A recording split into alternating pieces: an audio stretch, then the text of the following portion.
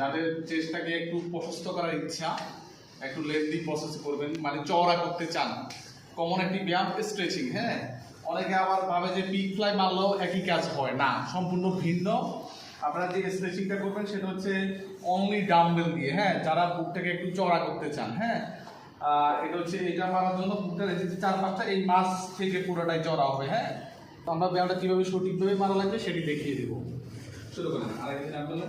আর আরেকটা কথা বলা উচিত, এই ব্যায়ামটিতে আপনারা সর্বোচ্চ 4 কেজির উপরে যাওয়ার দরকার নেই। হ্যাঁ, 2 কেজি, 2.5 কেজি, 3 কেজি, সর্বোচ্চ 4 কেজি। হ্যাঁ, সামনে সাইডে একদম এই পাশে ফ্রন্ট সাইড থেকে ধরবেন একবারে, এই যে আসছে